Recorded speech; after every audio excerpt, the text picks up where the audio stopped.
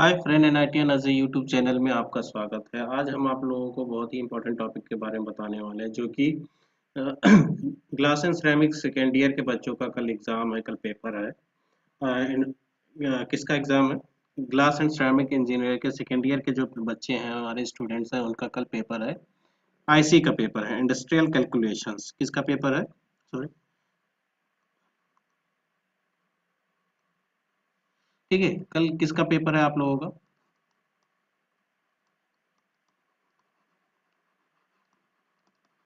Industrial calculation का, calculation का paper है।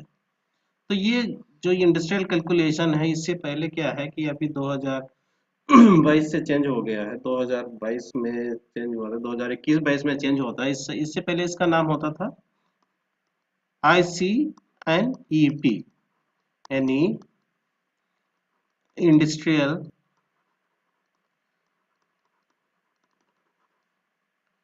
कैलकुलेशन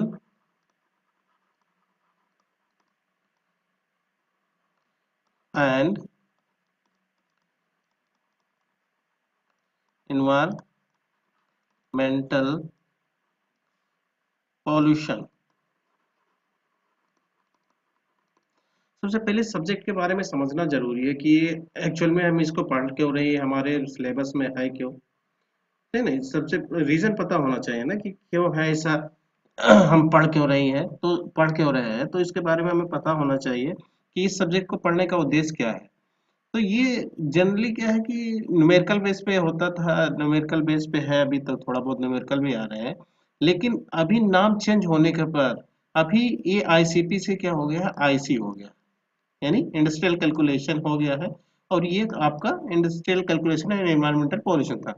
केवल नाम चेंज हुआ है। Hello, sorry. केवल नाम चेंज हुआ है, इसमें जो ये टॉपिक है एनवायरमेंटल पॉल्यूशन का जो टॉपिक है, ये हटाया नहीं गया है। ये क्यों नहीं हटाया गया? एक्चुअली जो ये सब्जेक्ट था, ये न्यूमेरिकल बेस पे ज्यादा था, तो बच्चों को बहुत थोड़ा वीक होते हैं न्यूमेरिकल में। जो जैसे जो बच्चे वीक है, सभी ने क्यों नहीं कह सकते वीक होते हैं, लेकिन तो कुछ बच्चे ऐसे होते हैं जो वीक होते हैं, न्यूमेरिकल पार्ट जिनका वीक होता है।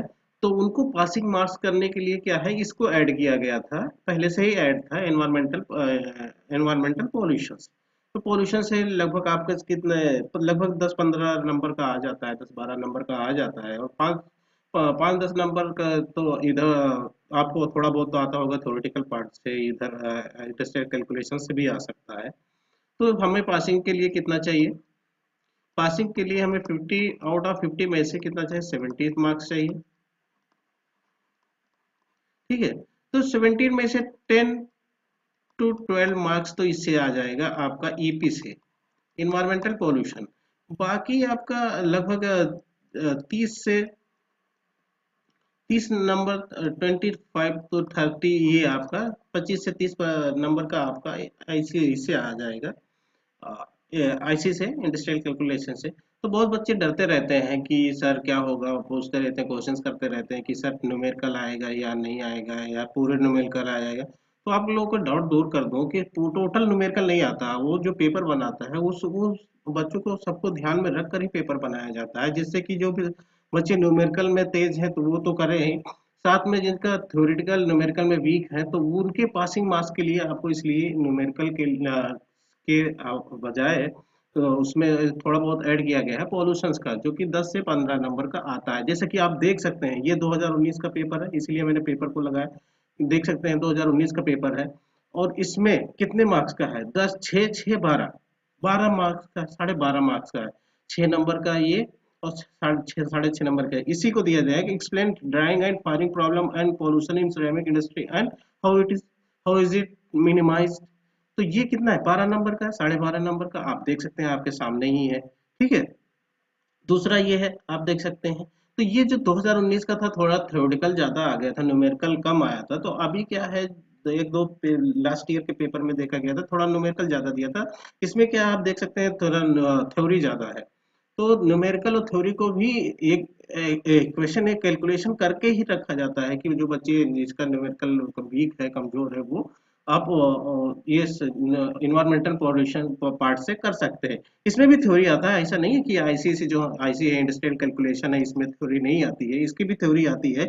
जो भी आगे हमें पेपर इस पेपर को कराएंगे तो आपको समझ में आएगा। तो इस पार्ट को समझाना जरूरी है, ये डर निकालना जरूरी है कि डर बच्चे डरते रहते हैं न्यूमेरिकल आ जाएगा तो क्या होगा सर, पास होंगे या नहीं पास होंगे, बैक लग जाएगी हमारी। तो आप बेफिक्र होके जाइए, यदि आपका थ्योरी पार्ट कंप्लीटेड है पूर्ण तरीके से, यानी कि अगर जो 12 नंबर का आ रहा है तो 12 को आपको लिखना पड़ेगा, तो उसके लिए आपको अच्छे से थ्योरेटिकल पार्ट को रेडी करना पड़ेगा। 5-10 नंबर का तो ऐसे आ जाएगा, ऐसा नहीं है कि केवल उसमें टोटल न्यूमेरिकल ही आता है। 30 25 30 में से आपका 20 नंबर, 15 से 20 नंबर का आपका न्यूमेरिकल आता है, 2-3 क्वेश्चन आ जाते हैं, उसके बाद उसमें भी थ्योरी देता है। तो आप न्यूमेरिकल से मत डरो, थ्योरी को अच्छे से कंप्लीट करो।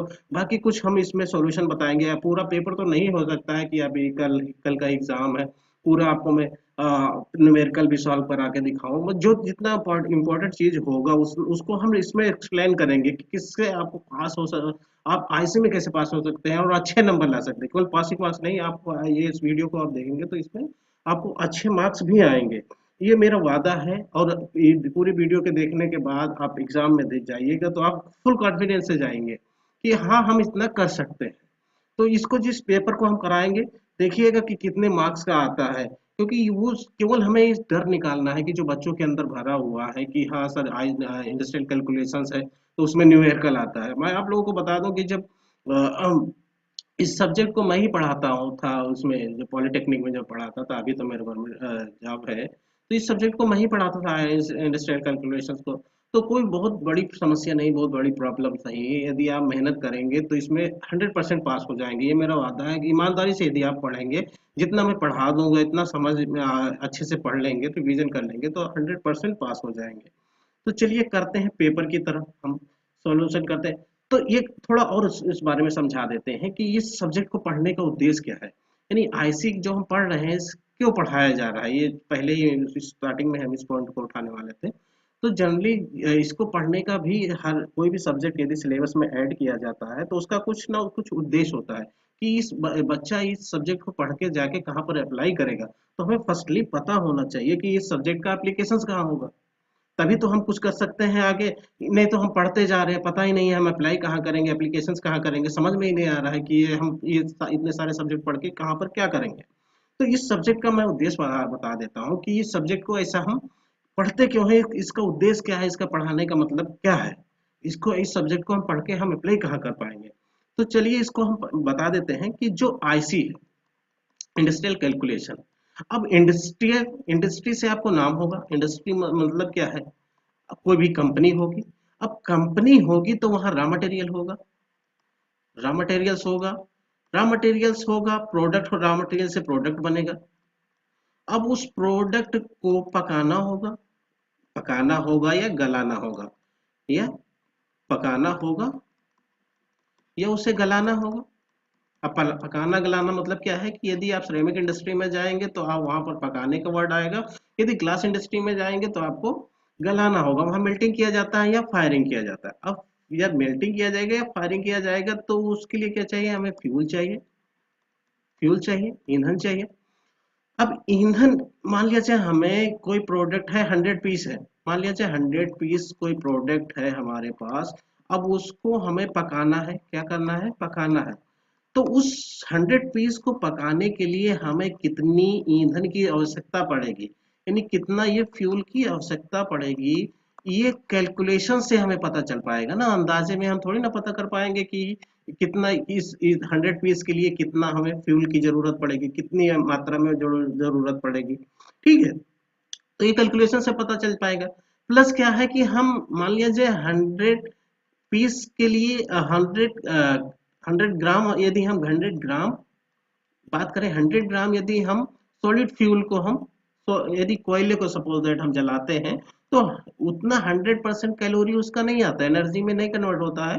उसका कुछ पार्ट हम राख भी मिलता है, ऐस मिल जाता है, राख मिलता है, और कुछ CO2 गैस बन के जो बाहर निकल जाती है। तो हमें 100% हम यूटिलाइज नहीं कर पाते, यदि 100 ग्राम हम करेंगे, 100 ग्राम जलाएंगे तो 100 ग्राम ही कैलोरी या जो भी आएगी कैलोरी मान, वो 100% नहीं आता, उस कुछ वेस्ट भी होता है। तो वेस्ट कितना होता है और कितना जलाने पर कितना हमें मिलता है, कितना वेस्ट जाता है, कितना CO2 निकल जाता है, ये सब कैलकुलेट करने के लिए क्या किस इस सब्जेक्ट को ही पढ़ाया जाता है। इस सब्जेक्ट का मेन उद्देश्य यही है कि इस इंडस्ट्रियल कैलकुलेशंस क्या करना पड़ेगा।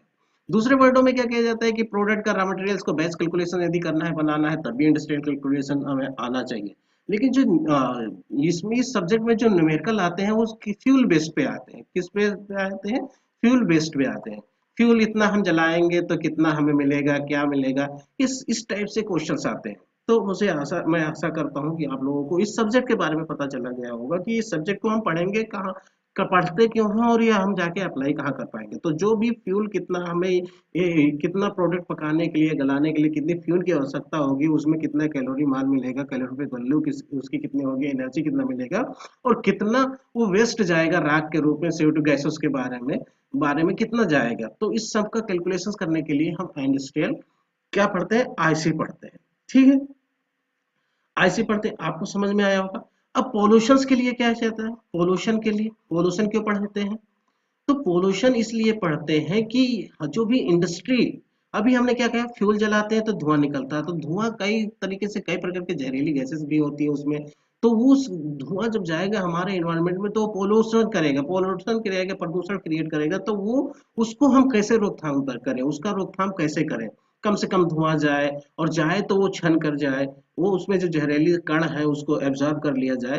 तो इस इंडस्ट्री के द्वारा जो ये पोल्यूशन हो रहा था, ये जनरली ये कितना टाइप से, और इंडस्ट्री में जितने भी प्रकार के पोल्यूशन होते हैं वो भी इंडस्ट्रियों के द्वारा होते हैं। जो भी मेन मेन पोल्यूशन है वो इंडस्ट्री से होता ही होता है।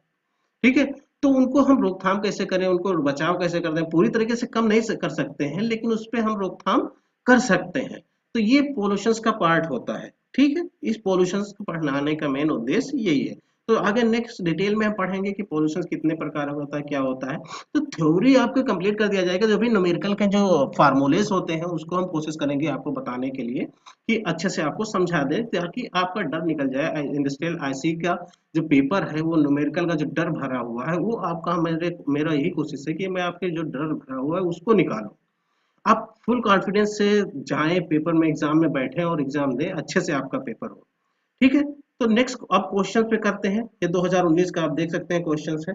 आपने देखा होगा ये कौन सा ईयर का है? 2019 का है। तो इंग्लिश का है, हिंदी पार्ट वाले पे हम चलते हैं, आपको अच्छे से समझ में आएगा। ठीक है, तो क्वेश्चन नंबर फर्स्ट जो 12.5 नंबर का है, यहाँ से आप देख सकते हैं 6 नंबर एक पार्ट का है और 6 नंबर एक पार्ट का है। अब हम आपको इसमें बताएंगे कि 6 मार्क्स किस पार्ट का है, और 6.5 और 6.5 मार्क्स किसका है, किस पार्ट से है। ठीक है, तो क्वेश्चन पढ़ते हैं। श्रमिक उद्योगों में सुखाने एवं पकाने की समस्याएं एवं वातावरण को प्रदूषित करने वाले कारण एवं निराकरण का वर्णन कीजिए। ठीक है, 6 नंबर जो है यहाँ तक है। श्रमिक उद्योगों में सुखाने एवं पकाने की समस्याएं क्या है। ठीक है, ये 6 मार्क्स का है। कितने मार्क्स का है आपका? 6 मार्क्स का है। ठीक है, ये कितने मार्क्स का है? 6 मार्क्स का है। तो ये है समस्याएं कौन कौन सी आ सकती हैं श्रमिक उद्योग में सुखाने और पकाने की समस्याएं। इसको हम देखते हैं क्या है। श्रमिक उद्योग में प्रॉब्लम्स क्या है ड्राइंग के करते समय। तो ड्राइंग करते समय क्या है, क्या कौन कौन सी सुखाने और पकाने की समस्याएं आ सकती हैं। ड्राइंग होता क्या है? जब किसी यानी सुखाना क्या होता है, जब प्रोडक्ट हमारा बन जाता है, ग्रीन हाउस फॉर्म होता है, तो उसको सुखाते हैं कि उसमें थोड़ा बहुत स्ट्रेंथ आ जाए, ताकि एक स्थान से दूसरे स्थान को उस प्रोडक्ट को ले जा सकता। मान लिया जाए सपोज दैट ये हमारे पास टाइल्स है, ये कच्ची अवस्था में तुरंत अभी बनी हुई है। अब इसको यदि हम उठाना चाहें, हाथों से उठाना चाहें, तो इसमें उतना स्ट्रेंथ नहीं है कि वो उस अपने लोड को, अपने भार को सहन कर पाए।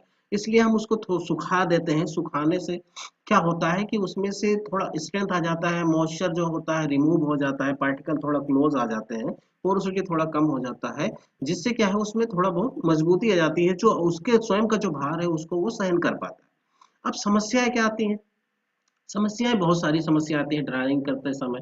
समस्या क्या हो सकती है? फर्स्ट क्या है कि यदि आपका कोई इंडस्ट्री है जिसके पास क्या है कि मौसम संबंधी है, मौसम के द्वारा ही, यानी धूप में बाहर वातावरण में वो सुखाता है, तो वो क्या होता है, वो सीजनल वर्क हो जाता है, यानी कि वो वातावरण से, जो बाहरी वातावरण है उससे अगर जो खाता है तो क्या हो जाता है, सीजनल हो जाता है।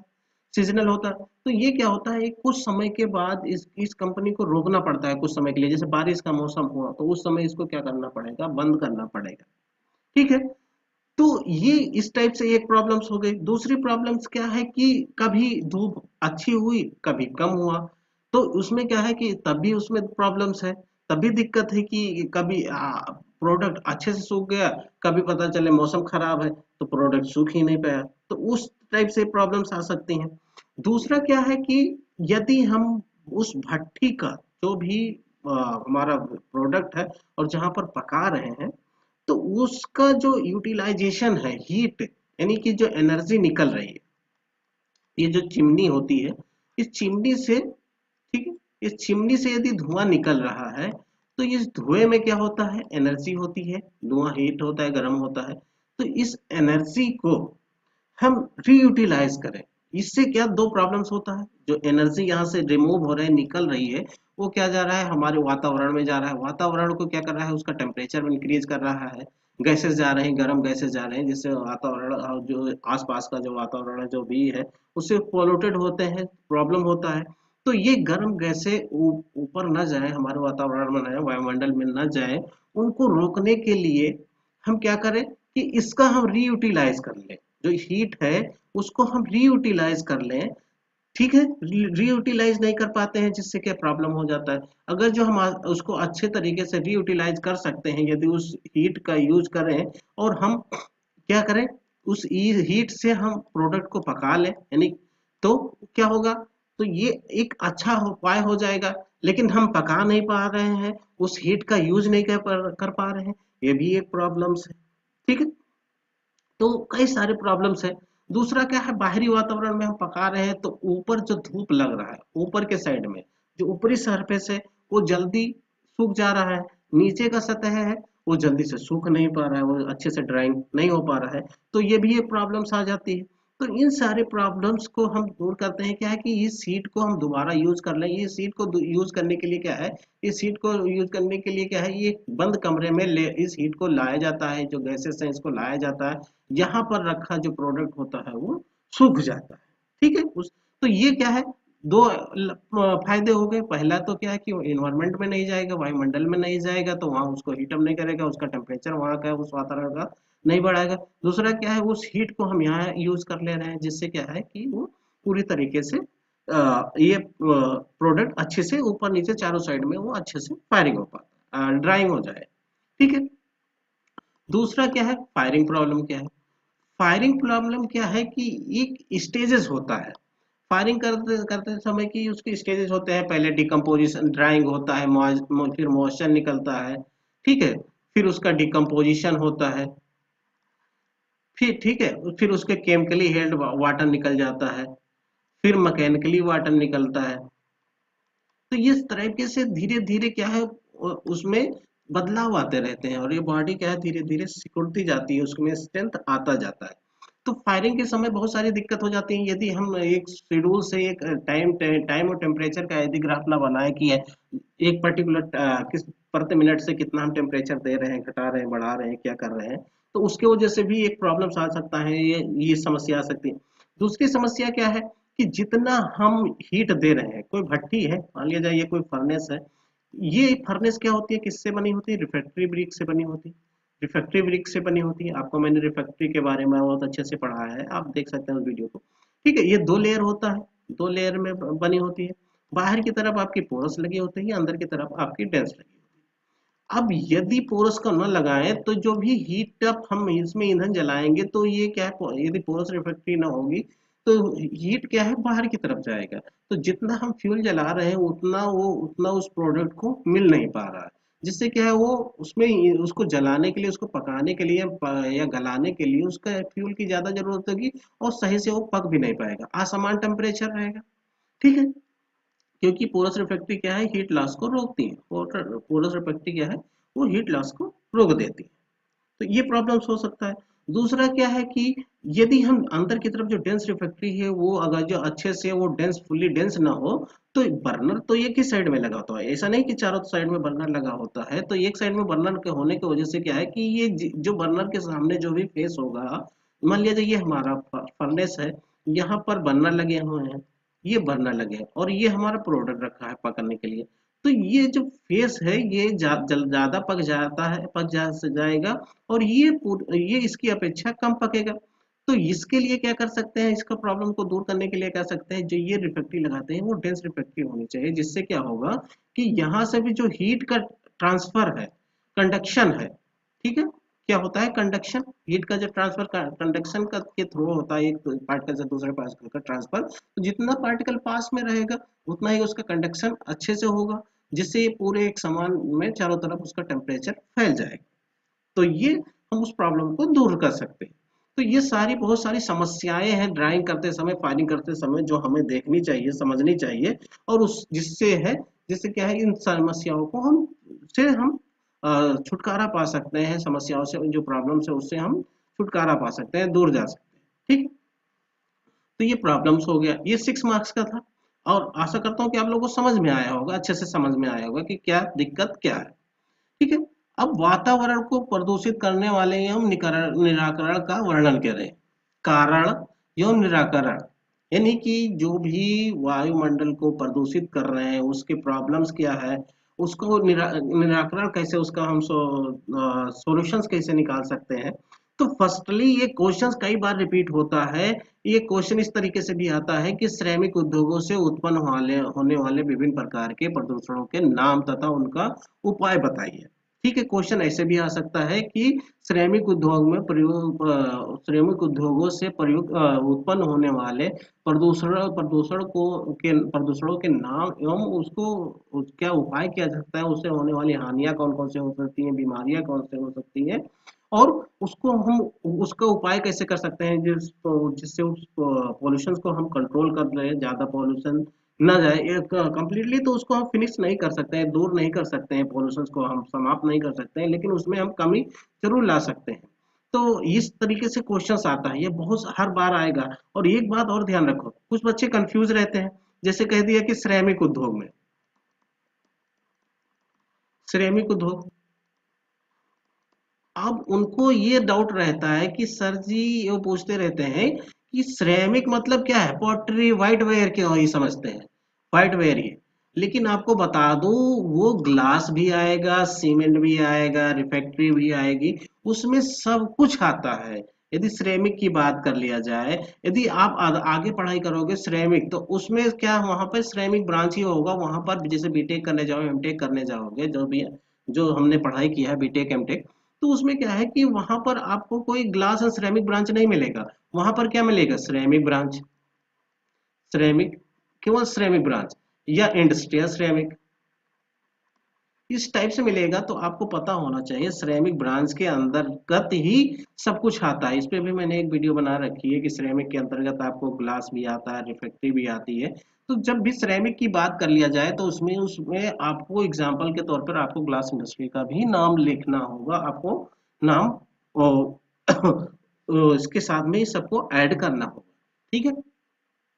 तो पहले हम समझ लेते हैं, क्या समझ लेते हैं, अच्छे से समझते हैं कि श्रमिक उद्योगों से उत्पन्न होने वाले कौन कौन से प्रदूषण हैं, प्रदूषक हैं, प्रदूषण कितने प्रकार के होते हैं। तो फर्स्टली हमें पहले पता होना चाहिए कि टाइप ऑफ पॉल्यूशन कितने, प्रदूषण कितने प्रकार का होता है, क्या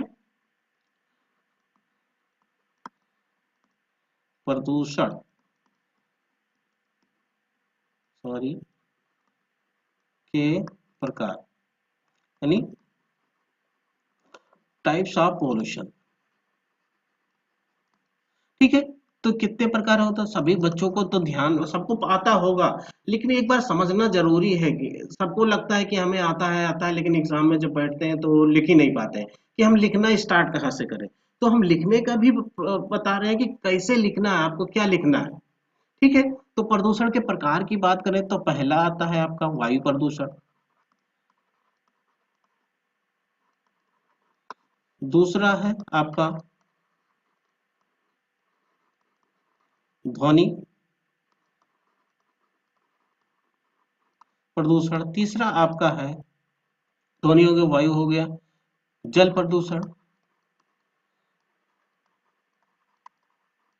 चौथा आपका आता है मृदा प्रदूषण। मृदा प्रदूषण। अब ये चारों प्रदूषण जो होते हैं, ये हमें पता होना चाहिए कि श्रमिक इंडस्ट्री के द्वारा क्या ये सभी होते हैं या नहीं होते हैं। तो फर्स्टली हम बात करेंगे वायु प्रदूषण का। क्या बात करेंगे? एयर पोल्यूशन का, वायु प्रदूषण। आप जानते हैं वायु प्रदूषण क्या होता है? जो हमारे वायु वातावरण को वो प्रदूषित करता है। प्रदूषण किससे होता है? क्या होता है? जिसके वे पोल्यूटेंट जो कारक हो जिनके द्वारा हमारा वायुमंडल प्रदूषित हो, वो वायु प्रदूषण कहलाते हैं। वो कारक क्या होते हैं? वायु प्रदूषण कहते हैं।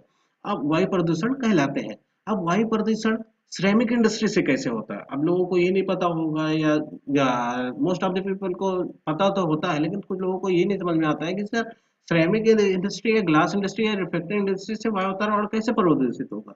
तो बच्चों, प्यारे बच्चों, आपको पता होना चाहिए कि वायु प्रदूषण के लिए कौन सा कारक है? CFC, chlorofluorocarbon. दूसरा कार्बन मोनोऑक्साइड, CO। ठीक है। ठीक है। तो ये सारी गैसेस जो है वो हानिकारक होती हैं, और बहुत सारी हैं। वो सारी गैसेस होती हैं जो कि हानिकारक होती हैं। और ये गैसेस कहाँ से ये उत्पन्न होती हैं? जब हम किसी ईंधन को जलाते हैं तो उसमें से अनजला ईंधन हो जाता है, या उसमें मौजूद ही सारे तत्व मौजूद होते हैं, जो कि जलने पर क्या होता है, चिमनी के रास्ते से, कहाँ से? चिमनी के रास्ते से ये बाहर हमारे वायुमंडल में जाते हैं, जिससे क्या है कि उस वातावरण को प्रदूषित कर देते हैं। क्या करते हैं? जिससे क्या होता है? वायु प्रदूषण होता है। इसके कारण क्या होता है? वायु का प्रदूषण होता है। अब इससे जब ये वायु प्रदूषण हो जाता है तो इसको उससे होने वाली हानियां क्या होती हैं? हमें सांस लेने में दिक्कत होती है, त्वचा प्रॉब्लम होने लगता है। ठीक है। बहुत सारी ऐसी दिक्कतें आने लगती हैं, जिससे कारण क्या है कि वो हमारे बॉडी को हानि पहुंचाते हैं। ठीक है। जैसे सांस संबंधी दिक्कत हमने बता दिया, त्वचा संबंधी दिक्कत आ सकती है। ठीक है। TB दमा रोग हो सकता है। तो इसके कारण क्या है कि हमारे वायु प्रदूषण के कारण क्या है कि वो इतनी सारी बीमारियां हो सकती हैं। तो एयर पोल्यूशन क्या हो, कहाँ से उत्पन्न होगा? कोई भी ग्लास इंडस्ट्री होगा, रिफैक्टरी इंडस्ट्री होगा, पॉटरी इंडस्ट्री होगा, कोई सीमेंट इंडस्ट्री होगा, वहां से क्या हो गए, छोटे छोटे कण होते हैं। कितने क्या है, जो बहुत बारीक कण होते हैं वो वायुमंडल में पहुंच जाते हैं। फाइन पाउडर होते हैं। ठीक है। फाइन पाउडर प्लस क्या है, ये तुम्हारा ये फ्लू गैसेस, इनके द्वारा क्या है, हमारा वायुमंडल प्रदूषित होता है। क्या होता है? एयर पोल्यूशन होता है। एयर। ठीक है। दूसरा आता है आपका ध्वनि प्रदूषण। अब ध्वनि प्रदूषण श्रमिक इंडस्ट्री से कैसे होगा? तो ध्वनि प्रदूषण, ठीक है, नॉइज पोल्यूशन श्रमिक इंडस्ट्री के द्वारा कैसे होगा, इसको भी समझ लेते हैं। तो नॉइज पोल्यूशन जो उसमें फर्नेसेस या मशीनरी लगी होती है, फर्नेसेस या मशीनरी लगी होती है, उनके द्वारा क्या होता है, हाई नॉइज उत्पन्न होता है।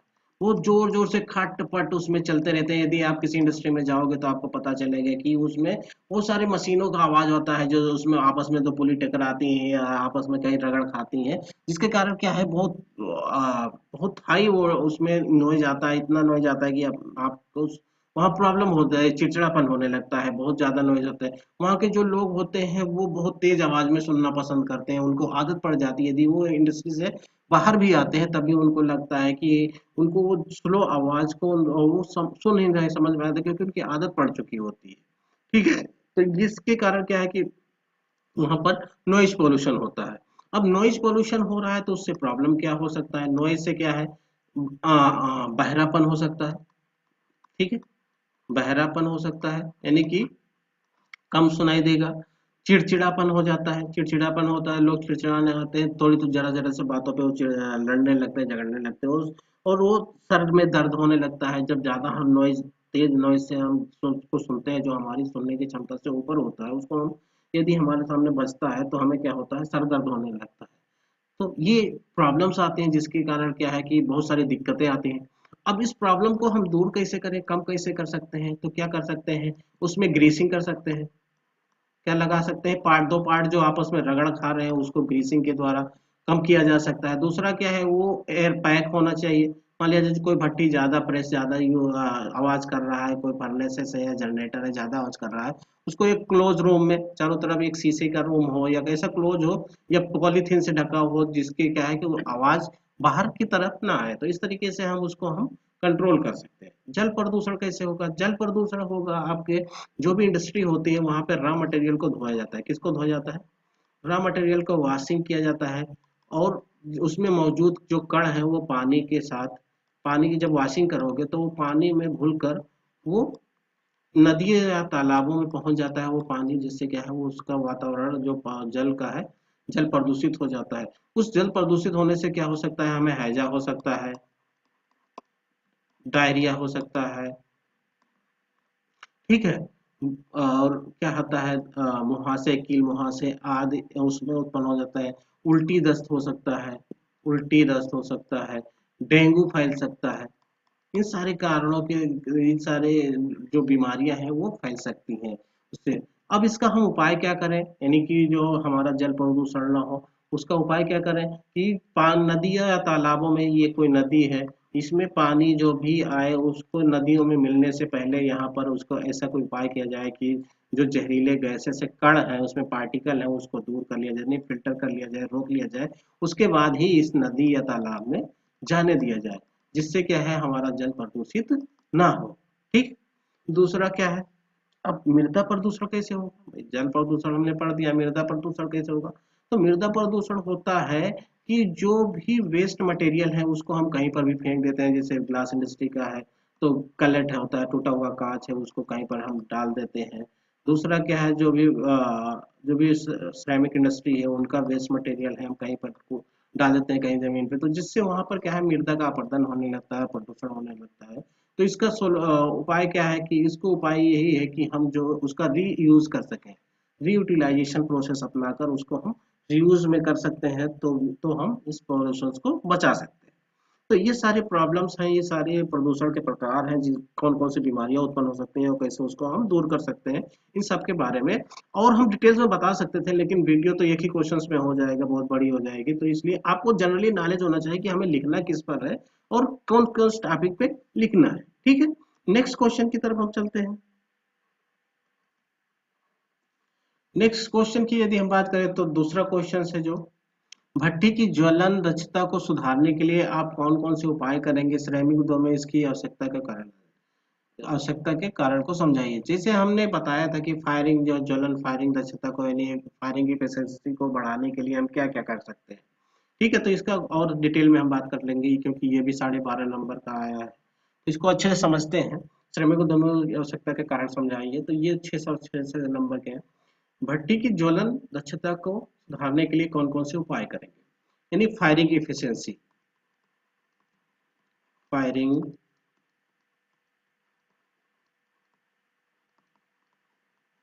इफिशियंसी यानी इसको हिंदी में क्या बोलते हैं, ज्वलन दक्षता, ज्वलन दक्षता।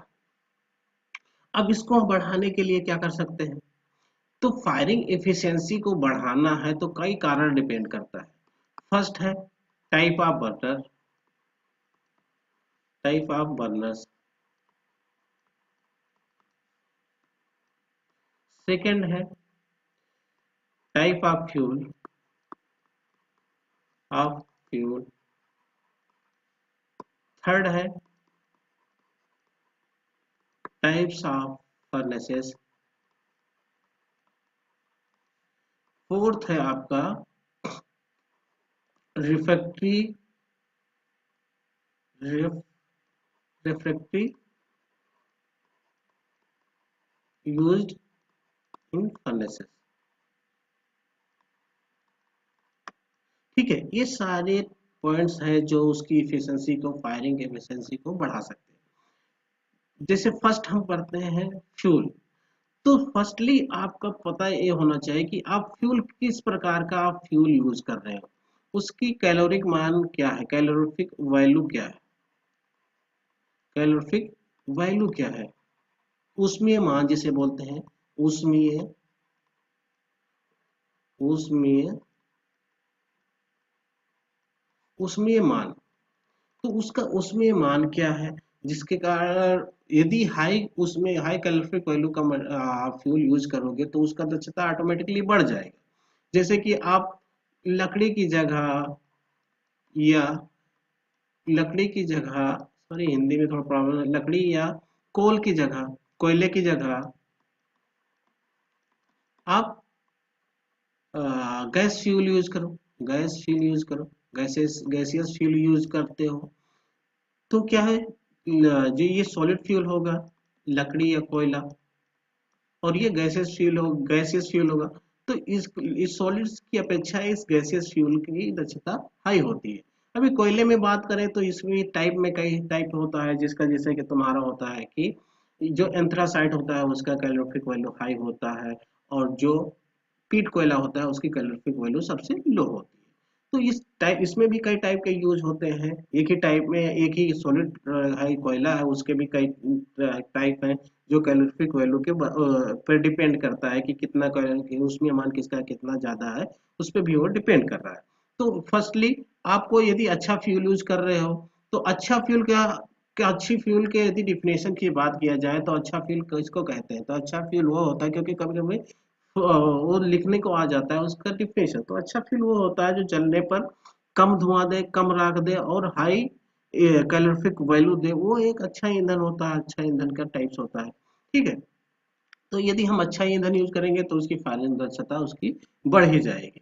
ठीक है, बर्नर आपका किस टाइप का आप बर्नर यूज कर रहे हो, बर्नर में भी टाइप होता है, बर्नर का एंगल होता है, किस एंगल पे आप उसको फर्नेसेस में सेट किए हुए हो। यदि अच्छे एंगल से है, जो जो उसकी हीट है वो सीधे प्रोडक्ट पे पड़ रहा है, तब भी वो अच्छा उसका दक्षता बढ़ा देगा, एफिशिएंसी को बढ़ा देगा।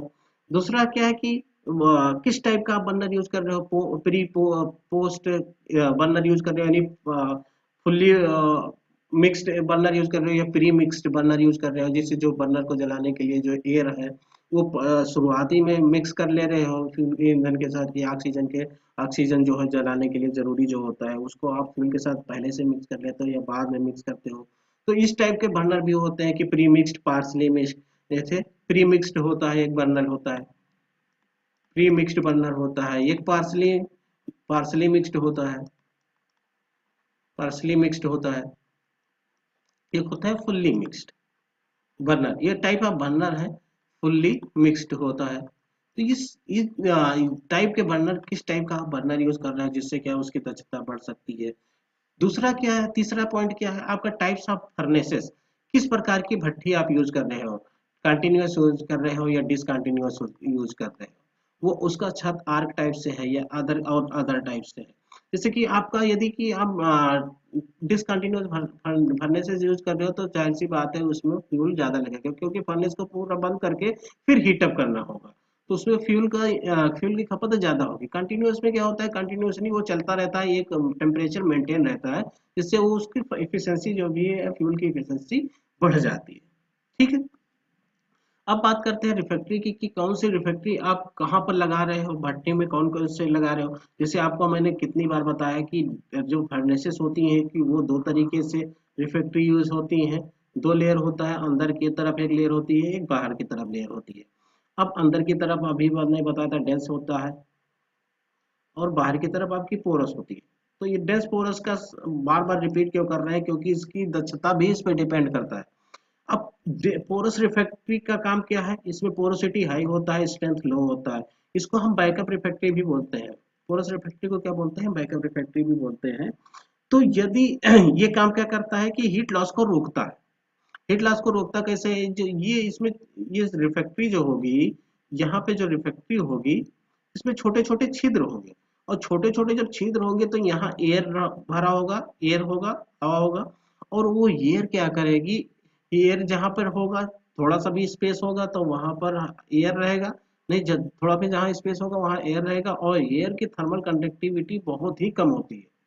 ठीक है, एयर की थर्मल कंडक्टिविटी बहुत ही कम होती है, जिसके कारण क्या है, वो उसका कंडक्शन हो नहीं पाता हीट का। जब हीट यहाँ से पास करता है तो यहाँ पर कंडक्शन हो नहीं पाता, ये लेयर बन जाती है, जिसके कारण है हीट बाहर नहीं निकल पाता है। अब यदि हीट बाहर नहीं निकल पाएगा तो जितना आप फ्यूल यूज कर रहे हो उतना यूटिलाइज हो रहा है। यदि पोरस रिफैक्ट्री हम नहीं लगा रहे हैं तो हीट बाहर जा रहा है, तो कुछ तो हीट यहाँ हीट लॉस हो रहा है, तो इफिशियंसी कैसे बढ़ जाएगी, फायरिंग इफिशियंसी, उसकी दक्षता कैसे बढ़ेगी। ठीक है, तो इसलिए ये जो बैकअप रिफैक्ट्री यानी पोरस रिफैक्ट्री को लगाना बहुत आवश्यक है। दूसरा बात क्या है, अंदर की तरफ डेंस रिफैक्ट्री यदि नहीं लगाएंगे तो उसका चारों तरफ का जो सामान है उस चारों तरफ फैल नहीं पाएगा, ये अनइवन टेम्परेचर हो जाएगा, यहाँ का अलग होगा, यहाँ का अलग होगा, यहाँ का अलग होगा। तो इस तरीके से ये, इससे क्या है, इसके द्वारा हम फर्नेसेस के जो भी इफिशियंसी, उसकी दक्षता को हम बढ़ा सकते हैं। ठीक है, इसको आप नोट कर लो या स्क्रीन शॉट ले लो। ठीक है, हम इसी पे फिर से दो उसके नेक्स्ट पार्ट को हम बताएंगे। ठीक है, तो अभी आप इस वीडियो को पॉज करके इसका स्क्रीन शॉट ले लो, इसको अच्छा बेहतर होता कि आप कॉपी पेन लेके बैठते और समझते, अच्छे से समझ लेते। ठीक है, तो नेक्स्ट क्या है, नेक्स्ट हम बताते हैं इसी में जो पार्ट है 6 मार्क का है। ठीक,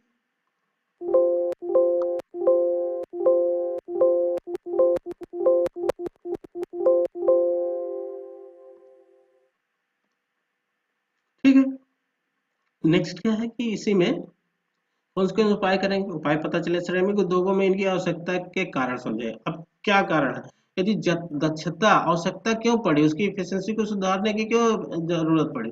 दक्षता यदि नहीं होगा तो फ्यूल ज्यादा लगेगा, सीधी सी बात है, फ्यूल ज्यादा लगेगा, प्रोडक्ट की कास्ट ज्यादा आएगी, उसका दाम बढ़ जाएगा, दाम बढ़ेगा तो हमें प्रोडक्ट का, फिर प्रोडक्ट को बेचने में प्रॉब्लम्स होगी।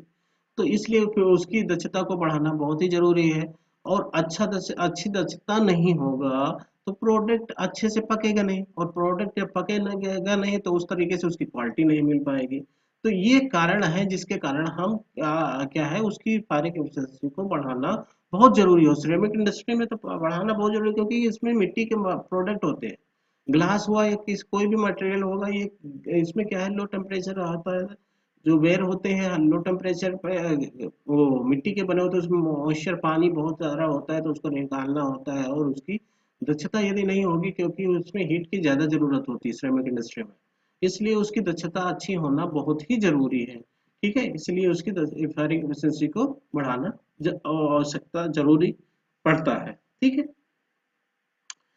अब निम्नलिखित से को समझाइए, वातावरण को प्रदूषित करने वाले नियंत्रण संबंधी नियमों और कानून को एक बार आप देख लीजिएगा, क्योंकि ये क्वेश्चंस मुझे भी ये नहीं, क्योंकि इसमें हम हवा में बात नहीं कर सकते, इसको एक्यूरेट लिखवाना पड़ेगा कि कौन से ईयर में, कौन से सन में कौन सा नियम पारित हुआ। ठीक है, मुख्य प्रदूषित पदार्थ है, उसका निराकरण कीजिए। तो हमने पॉल्यूशंस के बारे में पहले बता दिया है कि CF, chlorofluorocarbon, carbon monoxide, carbon, nitrogen gases, जो ये सारी प्रॉब्लम्स हैं, ये गैसेस हैं जो कि हमारे वातावरण को प्रभावित करते हैं। ठीक है, तो ये तो हो जाएगा। ये 2019 में पूरा थ्योरेटिकल पार्ट आ गया था, थ्योरी थ्योरी आ गई थी, न्यूमेरिकल नहीं आया था। ठीक है, तो वो हो सकता है इस बार थोड़ा बहुत न्यूमेरिकल आ जाए, पर आपको डरना नहीं है, आपको ये ध्यान में रखना होगा कि आपको पासिंग मार्क्स 20 मार्क्स का आपका आता ही आता है, थ्योरी आती ही आती है। 50-50 रहता है, 25 ये रहता है, 25 हो, तो ऐसा भी हो सकता है 20 और 30 का रेशियो हो सकता है, लेकिन पासिंग मार्क्स कम नहीं है, पासिंग मार्क्स 17 मार्क्स है, तो उससे कम नहीं आता है। ठीक है, नेक्स्ट है इनामल उद्योग में निष्कासित पदार्थों के नाम दे और उन पदार्थों किस प्रकार निराकरण निराकरण कर सकते हैं। इनामल इंडस्ट्री में क्या होता है कि उसमें रिफैक्ट्री हाई टेम्परेचर वाले मटेरियल होते हैं, उसमें कौन से इनामल इंडस्ट्री के मटेरियल क्या है, ये इनामल इंडस्ट्री, ये ग्लास जैसा थिन लेयर की होती है, तो इसके क्या होता है, रिफैक्ट्री मटेरियल होता है। ठीक है, फ्लेक्सिंग एजेंट होता है, यानी ग्लास के पूरे होते हैं। ठीक है, फ्लेक्सिंग एजेंट होता है, ओपेसिफायर होता है, सॉरी इसमें ओपेसिफायर नहीं मिलाया जाता है, उस तो ग्लेज में मिलाया जाता है। ठीक है, एक फ्लोटिंग एजेंट होता है। ठीक है, एक फ्लोटिंग होता है, एक होता है अरे ध्यान नहीं आ रहा है। ठीक है, ये सारे मटेरियल होते हैं जो मिलाया जाता है। अब इन्हीं का वेस्ट होगा, हाई टेम्परेचर को सहन कर फ्लोटिंग बाय चिपकने का गुण देने वाले, अच्छे से घुलने वाले, घुल जाने वाले मटेरियल्स को मिलाया जाता है। इस सारे मटेरियल्स को मिलाया जाता है, जिससे कारण क्या है, इनामल्स बनता है, और इनामल से इन्हीं मटेरियल का वेस्ट निकलेगा। ठीक है, तो इसी पे आपको लिखना है पूरा डिटेल्स में। आप इनामल्स का एक बार देख लीजिएगा, पढ़ लीजिएगा, उसको एक बार देख कर जाइएगा। ठीक है, दहन के पश्चात गैस का विश्लेषण कैसे करते हैं, विश्लेषण कौन कौन सी सूचनाएं मिलती हैं। ठीक है, तो जब कोई गैस जलती है या कुछ प्रोडक्ट जलता है, फ्यूल जलता है, तो उसमें गैसेस उत्पन्न होती है। उस गैसों में कौन कौन से कितनी मात्रा में जाता है और उसको कैसे कैलकुलेट करते हैं, ये सब के बारे में आपको रखना होगा। कि जैसे हमने बताया, क्लोरोफ्लोरोकार्बन CFC का CFC जाता है, CO जाता है, नाइट्रोजन जाता है। ठीक है, H2 जाता है, हाइड्रोजन जाता है। तो ये हाइड्रोजन, नाइट्रोजन, कार्बन, फ्लोरोकार्बन, तो ये नॉक्स गैसेस भी जाती हैं, नॉक्स गैसेस भी जाती हैं। तो ये फ्लू गैसेस जाती हैं। तो इसमें कौन सी मात्रा, कौन सी गैसेस कितनी मात्रा में हो, कितना जहरीली होती है, इसके बारे में आपको ध्यान में रखना है कि कैसे इसको हम निकाल सकते हैं। ठीक है, हरित गैसों का कम होना, मतलब पहले तो आपको पता होना चाहिए हरित गैसेस क्या होती है। हाँ, तो ग्रीन हाउस इफेक्ट क्या होता है कि नेक्स्ट क्वेश्चन है, छठा क्वेश्चन है, ग्रीन निम्नलिखित किसी टिप्पणी में ग्रीन हाउस गैसों का कम होना। ग्रीन हाउस गैसेस का कम किस लिए होता है, उसमें ओजोन परत में लेयर में छिद्र हो जाता है। पहले ग्रीन हाउस इफेक्ट क्या होता है, इसको समझ लेते हैं। Green house effect, house effect, इसका क्या मतलब होता है कि कुछ एक आपने देखा होगा ग्रीन कलर के ऐसे पॉलीथीन ऊपर से खेतों पे लगाया जाता है। उसका काम क्या है कि जो सूर्य की किरणें हैं इसके अंदर तो आ जाती हैं, लेकिन इसके बाहर जब वापस रिटर्न होती है तो वो बाहर नहीं जा पाते, जिसके क्या कारण क्या है कि इसके अंदर का टेम्परेचर थोड़ा हाई होता है। जो भी इसके अंदर जो भी पेड़ पौधे लगे होते हैं उनके लिए वो आवश्यक होता है।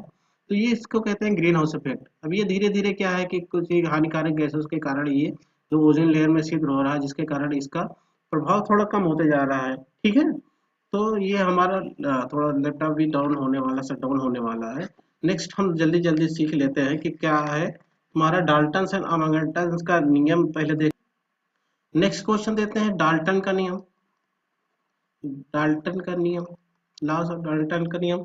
तो इन डाल्टन ने जी ने क्या है, उनका जो नियम है कि क्या उन्होंने बताया, इस नियम के अनुसार क्या है, इस नियम के अनुसार किसी गैसीय मिश्रण का, इस नियम के अनुसार क्या होता है, किसी गैसीय मिश्रण का संपूर्ण दाब विभिन्न गैसों के आंशिक दाब के योग के बराबर होता है।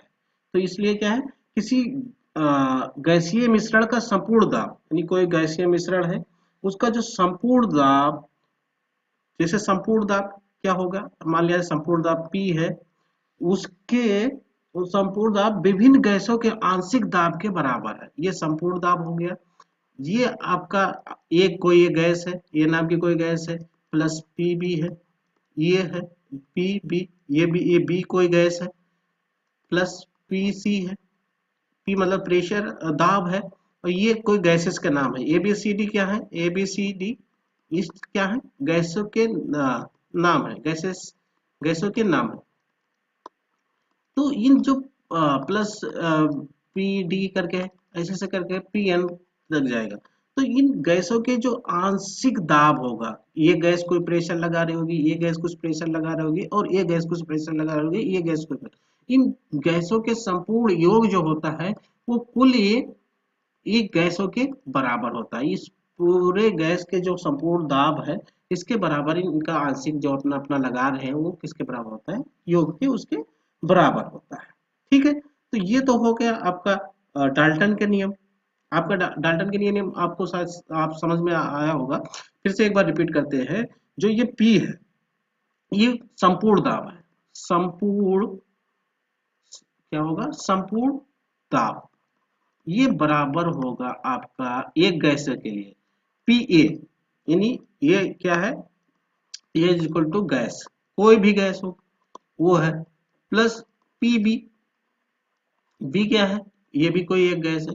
तो इसके संपूर्ण दाब के बराबर संपूर्ण दाब होगा। ये जो गैसेस है विभिन्न विभिन्न अपना अपना ये प्रेशर डाल रहे होगी, ये अपना प्रेशर डाल रहे होगी, इन सब के जो योग होगा वो संपूर्ण दाब के बराबर होगा। ये किसने बताया, डाल्टन जी ने।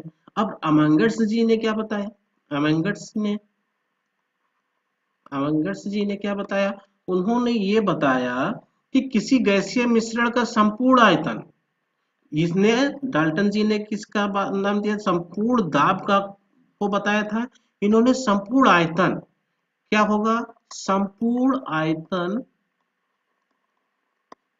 आयतन मिश्रण में उपस्थित सभी गैसों के आयतन के योग के बराबर होता है। फिर से रिपीट कर देता हूं, किसी गैसीय मिश्रण का संपूर्ण आयतन मिश्रण में उपस्थित सभी गैसों के आर्सेनिक सभी गैसों के आयतन के योग के बराबर होगा, यानी आंशिक योग के बराबर होगा। बस चेंजेस कुछ नहीं है।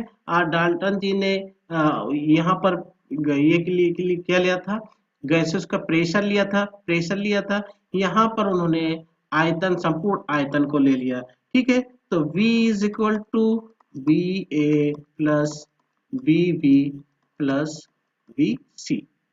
ठीक है, ये कोई गैस होगी और उसका कुछ आंशिक आयतन होगा, जो भी ये आयतन होगा, और वो उस पे जो संपूर्ण आयतन होता है वो उसके योग के बराबर है। ये किसने बताया, अमेंगर्स जी ने बताया। डाल्टन अमेंगर्स ने, आप समझ गए होंगे, डाल्टन जी ने प्रेशर को, संपूर्ण प्रेशर को इन गैसों के आंशिक प्रेशर के योग के बराबर बताया था। इन्होंने क्या बताया कि सभी गैसों के आंशिक आयतन को संपूर्ण आयतन के बराबर उन्होंने बताया। तो ये दोनों लोगों के अपना अपना एक नियम था। ठीक है, अब सॉरी बैटरी लो हो गई एकदम, लैपटॉप शट डाउन होने वाला है, बैठ जाएगा, तो इसलिए अब यहीं पर इसको क्लोज करते हैं, बंद करते हैं वीडियो को, रोकते हैं यहीं पर।